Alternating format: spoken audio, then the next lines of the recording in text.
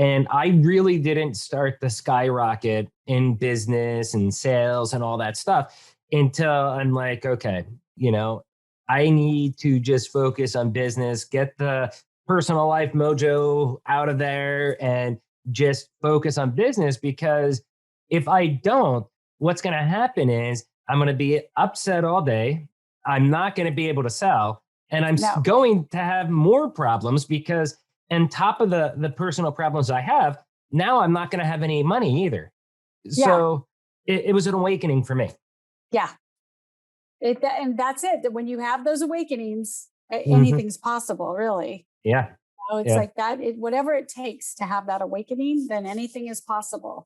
And my hope when I speak or when I talk or when my book comes out is that younger girls, younger people, men and women won't wait until my age to have that revelation, that they don't have to suffer so much. I spent too much time in a suffering mode, trying to figure stuff out. And it's so not necessary, No, it's not. And I wish somebody would have told me in my 20s, hey, Deb, if you just do this, this, and this, it's going to be so much easier. Instead, I was always like grinding it out, Right. And it's really not, that's not what it's about. You don't have to grind it out.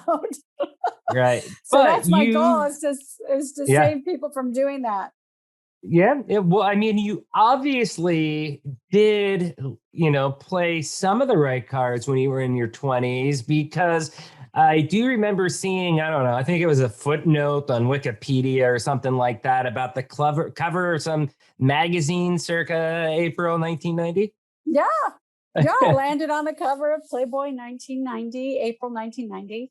I was a centerfold for March 90, and then I was on the cover the following month, which was very unusual. And so I had quite the whirlwind experience. And I started my modeling in 1983. I was 20 years old, but I didn't look 20. I looked very, very young. I looked 15 really when I was 20. I looked like a little kid.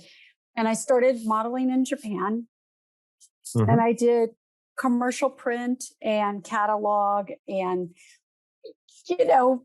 nothing high fashion because I'm only 5'6". But when I came back to the US, I told everybody that I was going to model and do commercials. And they were, I got a lot of pushback, people were like, well, wait a second, you're not tall. Models are tall. And, and so I said, that's okay. I'm going to work. I know I'm going to work. I just felt it in my gut. Like I just knew. And I went and enrolled myself in a commercial workshop that no longer exists, but it used to be on Sunset Boulevard. It was a famous place called Tepper Gallegos. Okay. And I think it was 6 or 8 weeks. And at the end of those weeks, they brought in all these agents from all over LA, commercial agents. Okay. And they had us do a commercial in front of all the agents. And then the agents would decide if they were going to sign anybody from the workshop. Yeah. And, a couple of people got signed or nobody got signed. And I had that night, three or four of these agents come to me and talk to me. And the one that I chose, I just connected with, and I forget his name, but it was a guy from Pacific Artists. I remember the agency name, but I was a kid, so it's hard to remember all the details, but I signed with Pacific Artists.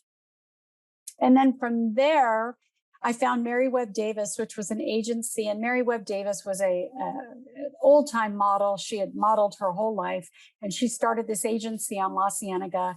And my agent there, her name was Vivian. She was from London. Oh. And with those beautiful accents. Yes. And so I worked with both of these agents, together, going on commercials and going on print work. And